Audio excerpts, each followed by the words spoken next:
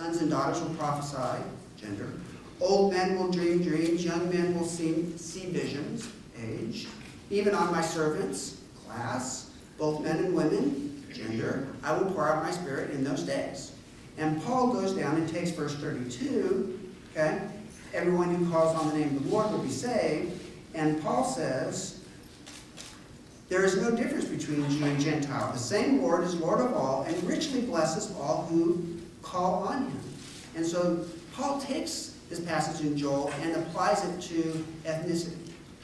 Okay? It has explicit statements about age, gender, class. Okay?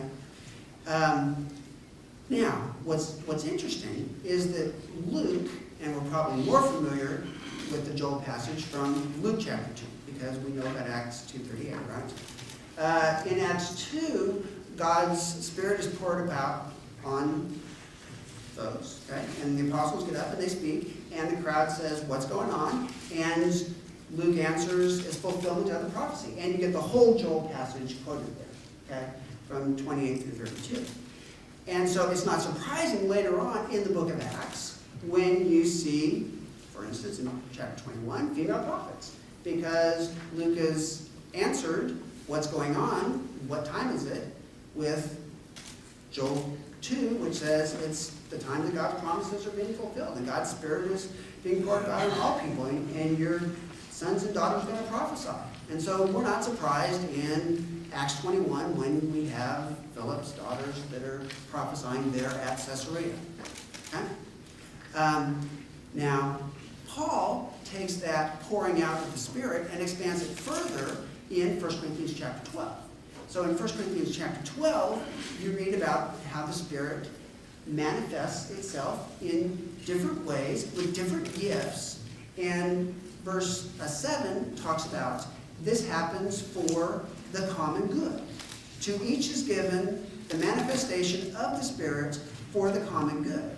And as you read through that passage in 1 Corinthians 12, there isn't any indication that the Spirit is apportioning those gifts based on gender. Right? That's not a part of how the Spirit is described as working in the Joel passage, in the quotation there in Acts 2, or here in 1 Corinthians 12. Okay?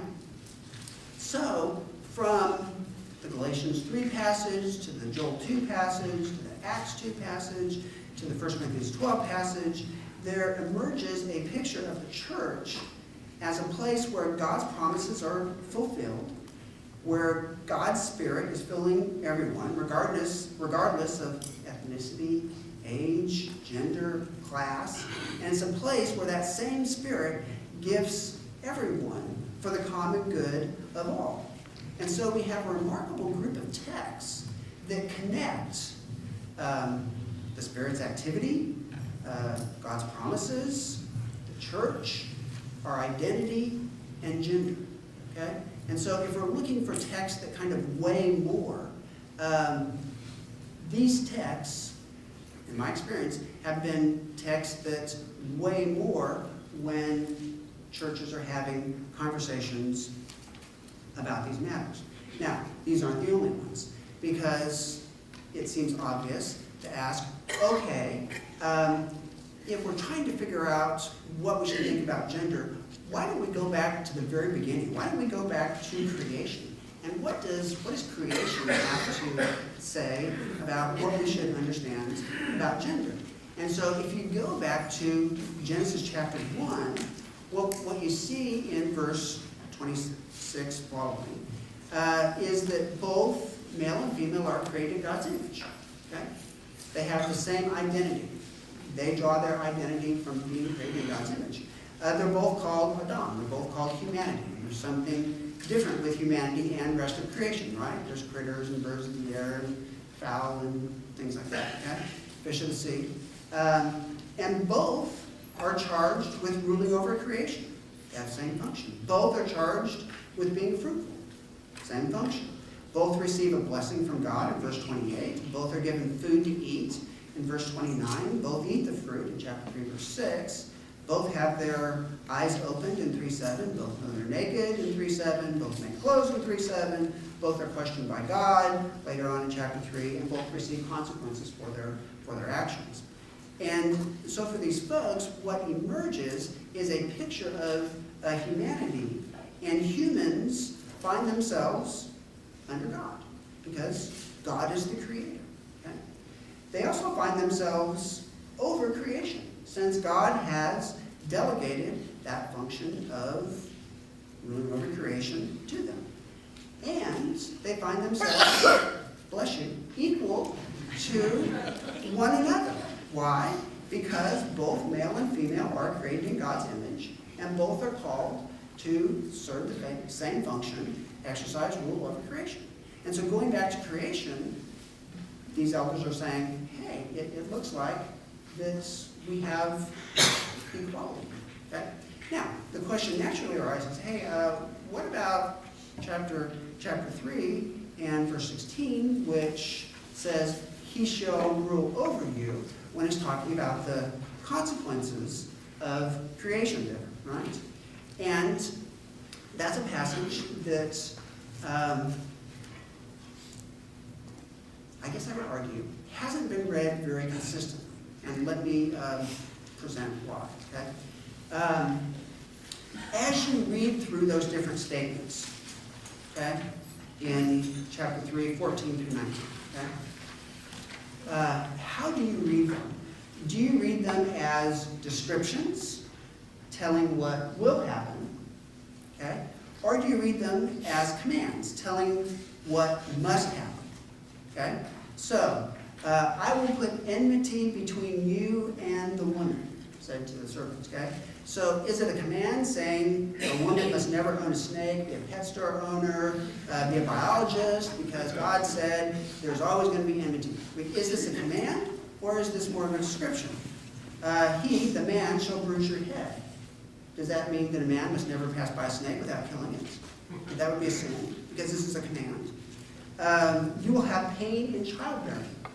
Is this a command? And so that if a woman took drugs to alleviate the pain in childbearing, she would be sinning? Or is it a description of the consequences? He shall rule over you. Okay? Has often been read as a command rather than as a description of the consequences.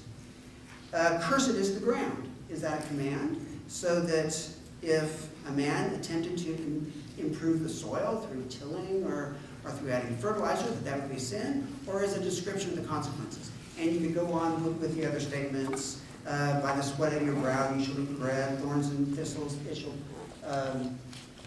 bear forth.